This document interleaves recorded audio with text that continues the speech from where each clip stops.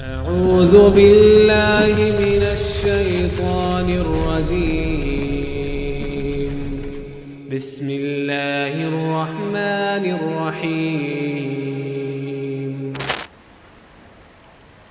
Baik, Bismillahirrahmanirrahim. Assalamualaikum warahmatullahi wabarakatuh.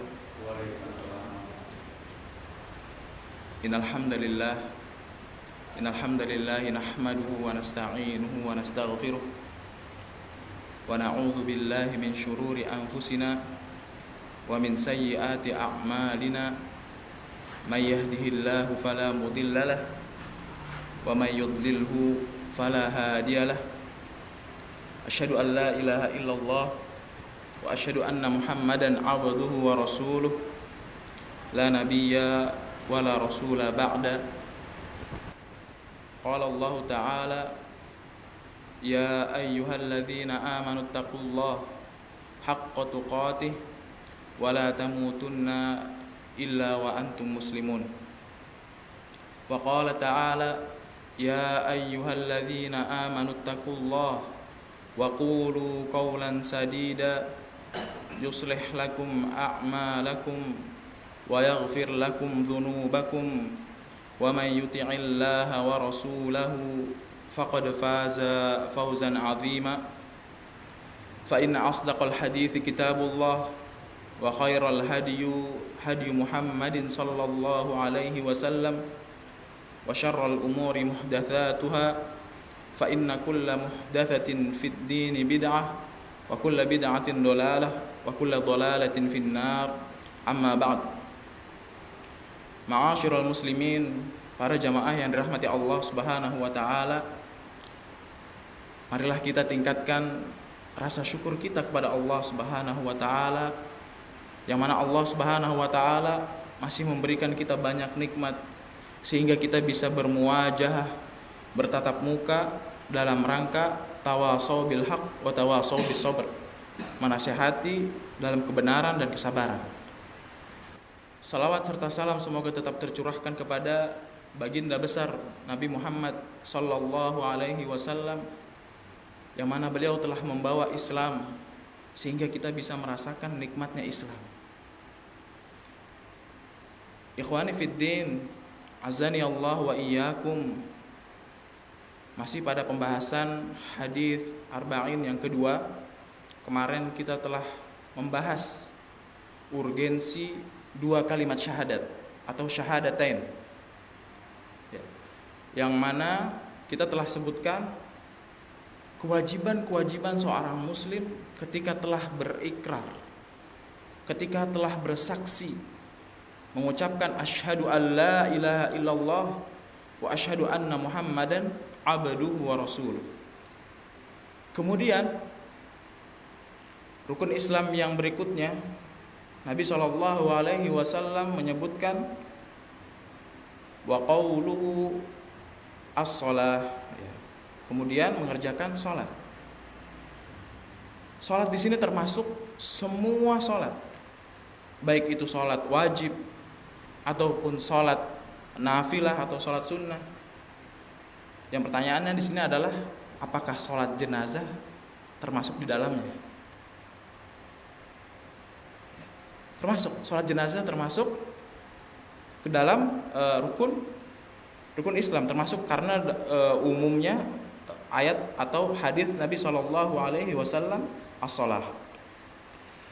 Dan para jamaah yang dirahmati Allah Subhanahu wa taala, salat adalah amalan yang paling pertama kali dihisab oleh Allah Subhanahu wa taala ketika nanti di hari kiamat.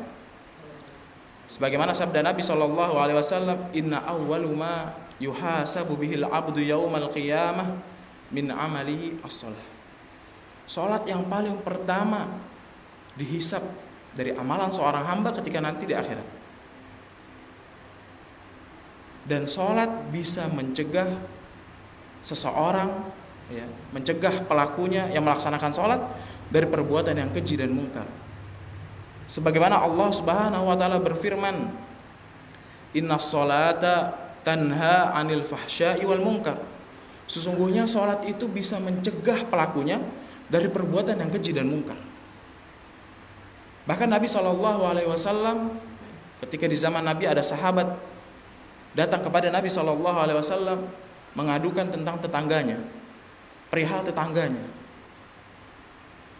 Kemudian sahabat ini menceritakan kepada Nabi SAW bahwasanya tetangga saya adalah orang yang ahli dalam sholat, orang yang rajin sholatnya. Ketika malam dihidupkan malamnya dengan qiyamul lail, dengan tahajud. Kemudian dia mengatakan, sahabat ini kepada Nabi SAW, akan tetapi ya Rasul, ketika di siang hari tetanggaku ini berbuat zalim kepada tetangganya, berbuat semena-mena kepada saudaranya.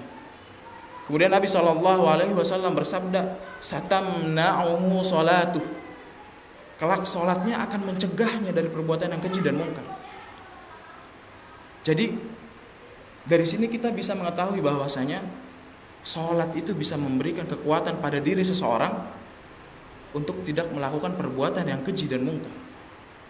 Lalu bagaimana kalau misalkan ada orang yang sholatnya rajin, tapi masih berbuat maksiat kepada Allah, tapi masih berbuat zalim, masih melakukan perbuatan yang keji dan mungkar? Para ulama mengatakan bahwasanya itu sebab daripada kita tidak bisa menjaga sholatnya. Meskipun dia rajin sholatnya, tapi dia tidak menjaga keikhlasannya, dia tidak menjaga kekhusyuannya. Berapa banyak orang yang sholat tapi tidak tumakninah? Berapa banyak orang yang sholat tapi tidak khusyuk? Berapa banyak orang yang sholat tapi tidak ikhlas? Sehingga sholat tersebut tidak memberikan efek terhadap dirinya, tidak memberikan pengaruh terhadap kehidupannya. Dan banyak orang yang sholat tapi selalu senantiasa bermaksiat kepada Allah Subhanahu wa ta'ala. Nas'alullah salam wal afiyah. Kemudian Nabi SAW menyebutkan rukun yang ketiga adalah watu'tiz zakah, membayar zakat. Ini banyak kaum muslimin sekarang ini lupa, lalai dengan zakat. Syarat-syaratnya mungkin belum ada yang tahu. Padahal kalau kita lihat banyak orang muslim yang diwajibkan zakat.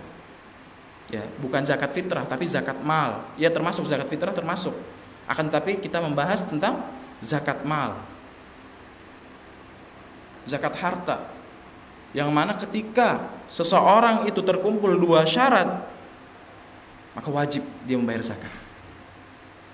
Yang pertama adalah syaratnya nisab, telah memasuki nisab. Kemudian yang kedua adalah haul. Kalau sudah masanya setahun, maka wajib dia mengeluarkan zakatnya. Dan bahkan saking wajibnya zakat ini, ketika di zaman Abu Bakar As-Siddiq radhiyallahu taala anhu menjadi khalifah sebagai pengganti Nabi SAW, ketika ada sahabat-sahabat yang tidak membayar zakat, apa kata Abu Bakar As-Siddiq radhiyallahu taala anhu? Perangi mereka. Berarti dia bukan orang muslim, karena diperangi oleh orang muslim. Kalau orang muslim nggak mungkin perang dengan orang muslim, berarti dianggap bukan orang muslim. Wajib bayar zakat.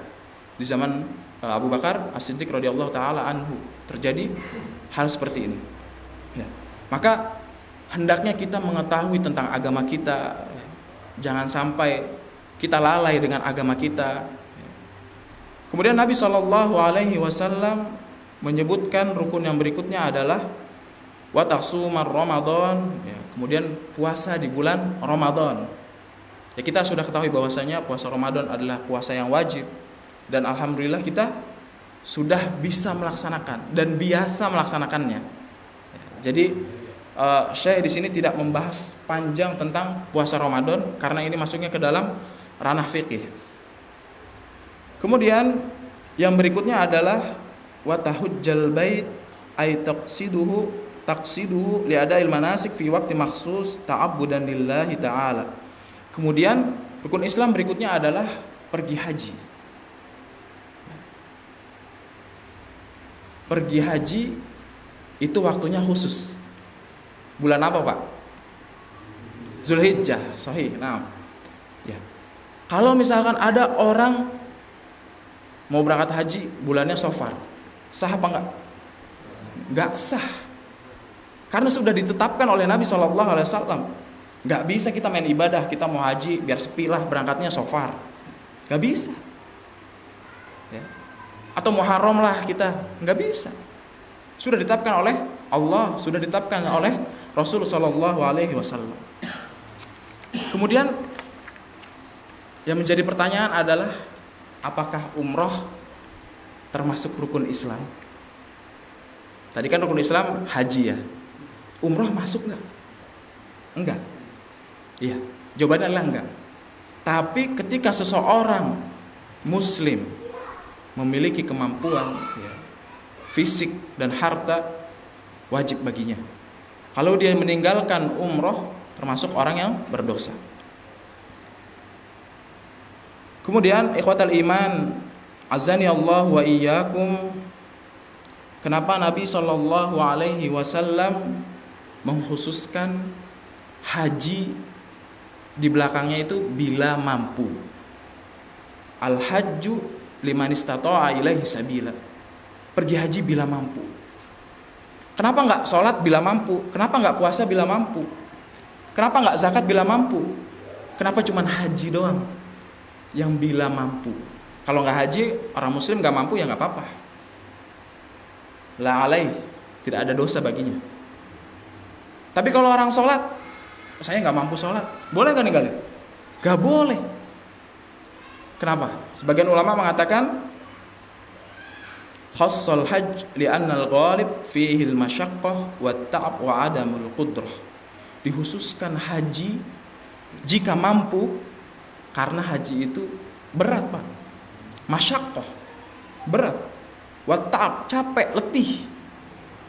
Kita berangkat haji itu bukan sekedar kita main-main.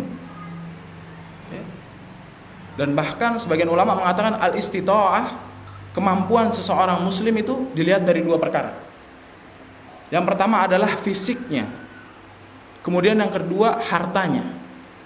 Kalau fisiknya mampu, hartanya mampu, maka wajib bagi dia untuk pergi haji. Dan ini disebut istita'ah, mampu, maka wajib bagi dia pergi haji. Lalu, bolehkah seseorang meminta badalkan haji, menggantikan hajinya? Boleh. Boleh. Tapi ada syaratnya. Kalau sholat boleh nggak digantiin? Saya nggak bisa sholat, tolong gantiin dong. Saya nggak bisa puasa, tolong gantiin dong. Nggak bisa. Ya. Kalau haji boleh. Tapi para ulama menyatakan bahwasanya, dan tadi syaratnya ada dua, fisik dan harta. Ketika seseorang itu memiliki harta dan memiliki fisik, kan diwajibkan untuk pergi haji. Tapi kalau misalkan orang tersebut fisiknya tidak mampu, tapi dia punya harta, misalkan udah tua, umurnya sudah renta, baru dia dapat warisan, dia kaya gitu ya, dia boleh digantikan, dia boleh dibadalkan. Kalau dia tidak mampunya dari fisiknya, boleh digantikan. Misalkan kita punya orang tua kita udah tua renta, belum haji, kita boleh gantikan, kita boleh badalkan. Tapi kalau fisiknya kuat, masih muda kayak antum-antum syabab, masya Allah, tapi belum punya harta, sebagian ulama mengatakan tidak boleh dibadalkan, tidak boleh digantikan. Kenapa? Karena sebenarnya antum itu kuat jalan ke Madinah, ke Mekah antum kuat, naik kapal berbulan-bulan, mungkin kuat. Gitu ya.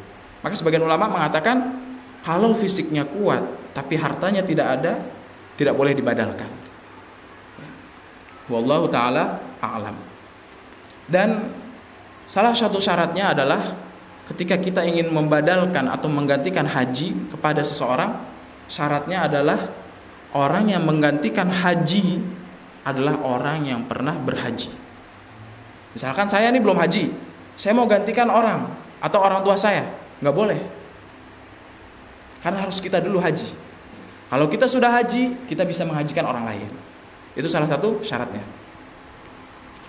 Ikhwatal iman, azani Allah wa iyyakum. Kemudian Jibril alaihi salam bertanya kepada Nabi sallallahu alaihi wasallam, fa akhbirni anil iman. Kabarkan kepadaku, kata Jibril alaihi salam, tentang iman. Apa sih iman itu, kata Jibril alaihi salam kepada Nabi Muhammad sallallahu alaihi wasallam. Al-iman fil lughah huwa al-iqrar wal i'tiraf al-mustalzim lil qabul wal idh'an, ya, wa huwa mutabiqun lisyar'.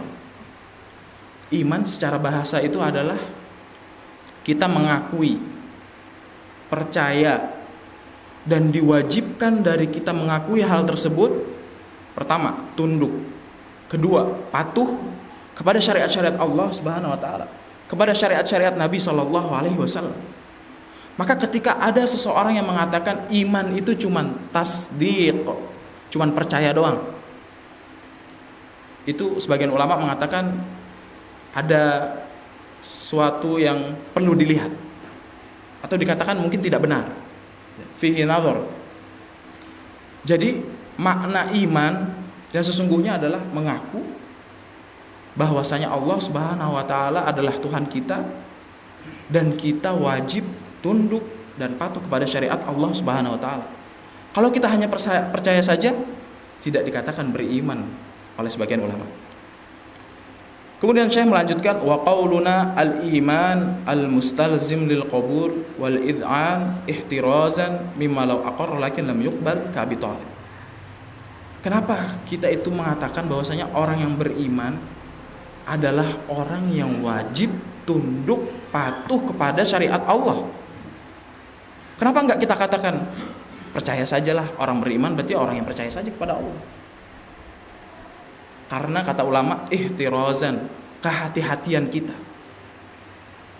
Abi Thalib contoh, Abu Thalib paman Nabi sallallahu alaihi wasallam, kita tahu ceritanya. Bahwasanya Abu Thalib adalah orang yang percaya kepada Nabi. Dia percaya, Abu Thalib ini pamannya Nabi sallallahu alaihi wasallam, bahwa Nabi Muhammad adalah di atas kebenaran. Dia tahu Islam itu benar. Dia percaya. Akan tetapi dia lam yuqbal ma jaa bihi Rasul sallallahu alaihi wasallam. Akan tetapi dia tidak nerima, dia tidak tunduk, dia tidak patuh. Dia percaya enggak? Kalau enggak percaya, enggak mungkin dong Abu Thalib itu membela Nabi sallallahu alaihi wasallam mati-matian. Dia percaya. Kalau kita bilang bahwasanya orang yang beriman itu adalah hanya percaya, berarti Abu Thalib orang beriman. Salah kan? Abu Thalib mukmin atau kafir? Kafir jelas. La syak. Tidak diragukan. Abu Thalib dimasukkan neraka oleh Allah Subhanahu wa taala, akan tetapi siksanya ringan. Sebagaimana telah kita ketahui. Walam yut'an walam yutabi falam yanfa'uhul iqrar. Maka orang yang mengatakan bahwasanya dirinya percaya akan tetapi tidak tunduk, tidak patuh kepada syariat Allah Subhanahu wa taala, falam yanfa'uhul iqrar. Itu syahadatnya enggak yanfa', enggak bermanfaat. Maka ketika kita telah berikrar bahwasanya kita percaya, beriman kepada Allah Subhanahu wa taala, kita wajib tunduk, kita wajib patuh kepada syariat-syariat Allah Subhanahu wa taala. Kemudian Syekh melanjutkan, ikhwatal iman, azani Allah wa iyyakum, walidzalika yukhti'u khata'an kabiran may yaqul inna ahlal kitab mu'minuna billah. Termasuk kesalahan besar ketika kita mengatakan bahwasanya ahlul kitab, orang Yahudi, orang Nasara adalah orang yang beriman kepada Allah. Salah besar kata Syekh. Wa kaifa yakunu dzalika wa hum lam yaqbalu syar'allah wa lam yad'anu. Bagaimana mungkin itu terjadi? Bagaimana mungkin kita katakan mereka itu orang yang beriman sedangkan mereka tidak tunduk, tidak patuh, tidak menerima syariat Allah Subhanahu wa taala? Fal yahud wan nasara hina ba'atha Rasul sallallahu alaihi wasallam kafaru bih wa laysu bi muslimin wa dinuhum dinun batil. Maka orang-orang Yahudi, orang-orang Nasara ketika di zaman Nabi sallallahu alaihi wasallam diutus, mereka tidak beriman. Mereka kufur. Mereka menolak. Apakah itu disebut orang yang beriman? Hanya dia percaya bahwasanya Allah itu ada? Tidak. Ya. Wa man i'taqada anna dinuhum sahih musawin li dinil Islam, ya, fa huwa kharijun 'anil Islam fal iman qabulun wa idhan. Dan barang siapa, kata Syekh, yang meyakini bahwasanya orang-orang Yahudi dan orang-orang Nasara agamanya itu sama dengan kita, sama dengan Islam, maka bisa dikatakan dia adalah orang yang keluar dari Islam. Barang siapa, ada kaidah mengatakan, barang siapa yang ragu dengan kekafirannya seorang kafir, bisa jadi dia orang kafir. Kita tahu bahwasanya orang kafir itu kafir, maka kita kafirkan. Atau misalkan dia itu orang yang benar-benar orang Yahudi, orang Nasara, terus kita tanya, apa agama dia? Ya nggak tahu, Muslim apa kafir, ya, ragu-ragu. Gak boleh kita ragu-ragu. Itu termasuk al-wala wal bara. Ya. Kemudian Nabi SAW bersabda ketika ditanya oleh Jibril, mal iman, akhbirni alil iman. Kemudian Nabi SAW bersabda, al imanu an tu'mina billah wa malaikatihi wa kutubihi wa rusulihi wal yaumil akhir wa tu'minu bil qadari khairihi wa syarrihi. Yang pertama, kita itu beriman kepada Allah Subhanahu wa taala. Jadi rukun iman yang pertama adalah mengimani bahwasanya Allah Subhanahu wa taala. Dan beriman kepada Allah ini mencakup ada 4 perkara. Yang pertama, al-iman biwujudihi subhanahu wa ta'ala. Beriman bahwasanya Allah Subhanahu wa ta'ala ini ada. Allah Subhanahu wa ta'ala ini ada. Dan barang siapa yang tidak percaya atau ingkar kalau Allah itu ada, hati-hati. Bisa jadi bukan orang mukmin. Karena wajib bagi kita percaya bahwa Allah itu ada. Bahkan Fir'aun laknatullah alaih, dia aja percaya kalau Allah itu ada. Sebagaimana firman Allah Subhanahu wa taala, laqad alimta ma anzala haula'i illa rabbus samawati wal ard. Ketika itu Nabi Musa alaihi salam menjawab kepada Fir'aun, sungguh engkau sebenarnya telah mengetahui bahwa tidak ada yang menurunkan mukjizat kecuali Allah Subhanahu wa taala yang memelihara langit dan bumi sebagai bukti-bukti yang nyata. Dan sungguh wahai Fir'aun, engkau adalah orang yang binasa, kata Nabi Musa alaihissalam. Fir'aun tahu bahwasanya Allah itu ada, walakinnahu jahid, tapi dia mendustai, dia bangkang, dia sombong. Sebagaimana Allah Subhanahu wa taala firmankan di dalam surat An-Naml ayat 14, wajahadu biha wastaiqanatha anfusuhum dzulman wa 'uluwa. Dan mereka mengingkarinya karena kezaliman dan kesombongannya, padahal hati mereka itu sebenarnya yakin, meyakini kebenarannya. Maka perhatikanlah bagaimana kesudahan orang-orang yang berbuat kerusakan. Yang pertama, kita wajib beriman bahwasanya Allah itu ada. Kemudian yang kedua, al-iman bin firadihi birrububiyah. Iman bahwasanya Allah adalah salah satu Rabb atau rububiyah. Allah Subhanahu wa taala Maha Penguasa yang memberikan kita rizki, yang menghidupkan manusia, yang menghidupkan semua makhluk, yang mematikan semua makhluk, yang mengatur semua yang ada di bumi. Itu termasuk rububiyahnya Allah Subhanahu wa taala. Siapa yang menciptakan langit dan bumi? Tentu Allah Jalla wa'ala. Siapa yang menciptakan kita, manusia? Allah Jalla wa'ala. Semua yang diciptakan ini, yang ada di dunia ini, Allah Subhanahu wa ta'ala. Maka yang pertama, kita wajib percaya bahwasanya Allah itu ada. Yang kedua, kita wajib percaya bahwasanya Allah itu adalah rububiyah atau Allah adalah Rabb, Tuhan. yang mencipta, yang memberi rizki, yang menghidupkan dan mematikan. Kemudian yang ketiga, al-iman binfiradihi al-uluhiyah. Beriman bahwasanya Allah Subhanahu wa taala satu-satunya yang berhak disembah. Barang siapa yang menganggap ada sesembahan selain Allah Subhanahu wa taala, disebut apa, Pak? Syirik. Dan syirik adalah kezaliman yang paling besar. Innallaha la yaghfiru ay yushraka bihi wa yaghfiru ma duna dzalik.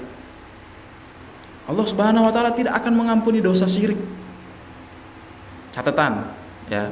Kalau orang ini meninggal dalam keadaan syirik, maka Allah tidak akan mengampuninya. Tapi kalau dia masih hidup, dia bertobat dari perbuatan yang syirik, Allah ampuni atau tidak? Ampuni. Ya.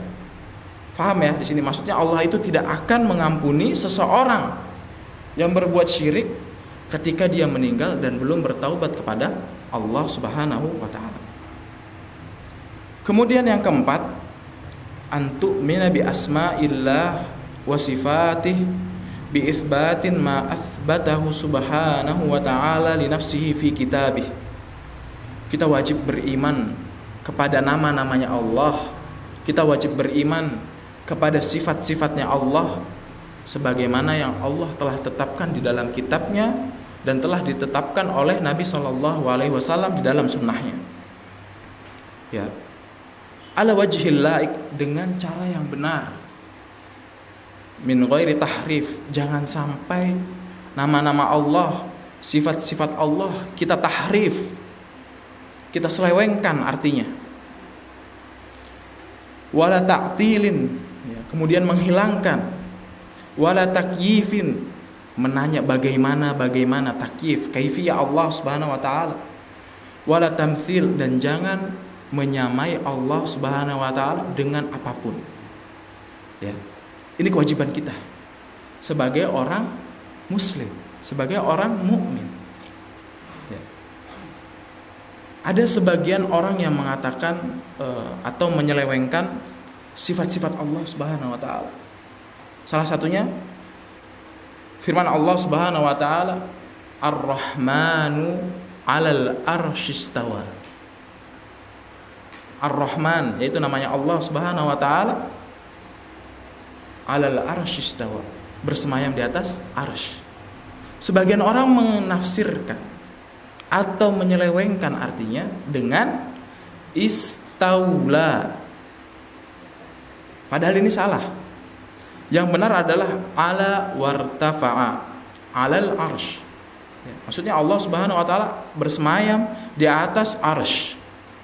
Maka salah ketika ada orang mengatakan Allah itu istaula. Istaula artinya apa? Jemaah, menguasai. Sahih, Masya Allah. Allah berfirman, laisa kamitslihi syai'un wa huwas samiul basir. Sesungguhnya Allah Subhanahu wa taala tidak sama dengan sesuatu apapun. Li'annana la nahdhuth 'anillah illa 'ala hasabi ma akhbarana Allah bi an nafsi. Karena kita ini membahas sesuatu tentang asma Allah, tentang sifat Allah, kecuali apa-apa yang dikabarkan oleh Allah. Gak mungkin kita ngada-ngada. Kalau Allah kabarkan, kita bahas. Kalau Allah tidak kabarkan, ya udah, diam. Tentang kaifiyah Allah Subhanahu wa taala tidak menjelaskan, maka kita diam. Ya. Fa idza kunna la yumkin an natahaddath an syakhsin lam narahu wa in kana indana fil balad. Ya, Syekh memisalkan sebagaimana kita juga enggak mungkin bisa menggambarkan atau menceritakan seseorang yang belum pernah kita lihat, yang belum pernah kita dengar tentang dia. Bisa enggak kita ceritakan? Enggak bisa. Karena kita tidak punya ilmunya. Kita tidak punya pengetahuan hal tersebut, ya. Fa kaifa natahaddath 'anillahi ta'ala bila ilm? Bagaimana bisa kita berbicara tentang Allah Subhanahu wa taala tanpa ilmu? Ya. Maka kita wajib mengitsbatkan nama-nama Allah, mengitsbatkan sifat-sifat Allah Subhanahu wa taala. Kemudian Syekh melanjutkan, wa ala hadza fa jami'ul mubtadi'ah fil asma'i was sifat al mukhalifina lima alaihi salafus salih. Ya. Dan masih banyak orang-orang yang menyelewengkan nama-nama Allah Subhanahu wa taala, sifat-sifat Allah Subhanahu wa taala, ya. Dan hal tersebut menyelisihi pemahaman para salafus saleh. Lam yuhaqqiqul iman billah, dan belum benar-benar mengimani Allah dengan sebenar-benarnya. Ya. Wala naqulu innahu ghairu mu'minin, dan kita nggak bisa, kalau ada orang yang salah dalam asma atau sifat, kita nggak bisa katakan, oh berarti orang ini tidak beriman kepada Allah. Bukan. Ya. Fahuwa mu'minun bila syak, kata Syekh, itu orang-orang yang beriman, tetap beriman kepada Allah Subhanahu wa taala tanpa keraguan, jelas gitu maksudnya ya. Tapi dia salah dalam menafsirkan nama-nama Allah dan sifat-sifat Allah Subhanahu wa taala. Ya. Kemudian di sini Syekh menceritakan tentang Imam Malik rahimahullahu taala, tentang firman Allah Subhanahu wa taala, Ar-Rahman 'alal arsy istawa. Ya. Ketika Imam Malik rahimahullahu taala ditanya oleh seseorang tentang Ar-Rahmanu 'alal arsy istawa, kaifa istiwa? Bagaimana istiwanya Allah Subhanahu wa taala? Kemudian fa'atraqa rahimahullahu taala bi ra'sihi. Ya. Kemudian Imam Malik rahimahullahu taala menundukkan kepalanya. Ya. Saking bingung dia, kenapa ada orang menanyakan hal ini? Ya. Dan saking beratnya tentang perkara Allah Subhanahu wa taala. Thumma rafa'a ra'sahu, kemudian mengangkat kepalanya dan mengatakan al-istiwa'u ghairu majhul. Bersemayam itu bukan hal yang sesuatu majhul. Maksudnya tidak kita ketahui, bukan. Istiwa itu maklum, kita tahu bahwasanya bersemayam itu seperti apa. Ya udah, kita tahu bersemayam itu seperti apa. Bukan maknanya istiwa itu majhul, bukan maknanya bersemayam itu majhul, tidak diketahui, bukan. Ya. Kemudian Imam Malik rahimahullahu taala mengatakan wal kaif ghairu ma'qul, dan ketika ada seseorang menanyakan kaifiyah, bagaimana, ya, ghairu ma'qul, tidak masuk akal. Anna la nudrik kaifiyah istiwa'ullah ala arsyihi biuqulina, karena kita tidak tahu bagaimana kaifiyahnya Allah Subhanahu wa taala istiwa bersemayam di atas arsy dengan otak kita, dengan akal kita, enggak akan bisa. Ya. Wa inna ma tariqu dzalika sama, tapi kita bisa mengetahui hal tersebut dengan dalil as-sama. Ya, as-sama itu, dalil sama itu Al-Qur'an dan Sunnah. Jadi kita bisa mengetahui hal-hal tersebut dari Al-Qur'an dan Sunnah. Kalau misalnya tidak disebutkan, ya kita tidak akan tahu. Ya. Wal imanu bihi wajib, dan iman bahwasanya Allah istiwa di atas arsy wajib. Wasu'alu anhu bid'ah. Kalau kita bertanya tentang itu, katanya adalah sesuatu perkara yang baru. Kenapa? Anna su'al an kaifiyatul istiwa bid'ah li anna mithlu hadha su'al lam yus'al anhu sahabah radhiyallahu ta'ala anhu. Kita yakin bahwasanya sahabat radhiyallahu ta'ala anhum wa ardhah adalah orang yang paling mengenal Allah Subhanahu wa taala. Orang yang paling dekat dengan Allah Subhanahu wa taala. Kita yakin hal itu. Lah mereka aja tidak bertanya tentang kaifiyahnya Allah. Kok sekarang ada orang nanya bagaimana istiwanya Allah? Kalau memang itu adalah termasuk ilmu, kenapa sahabat gak pada nanya di zaman Rasul sallallahu alaihi wasallam? Kenapa sampai terlewat? Para sahabat radhiyallahu taala anhum wa ardhah menanyakan hal ini kepada Nabi sallallahu alaihi wasallam.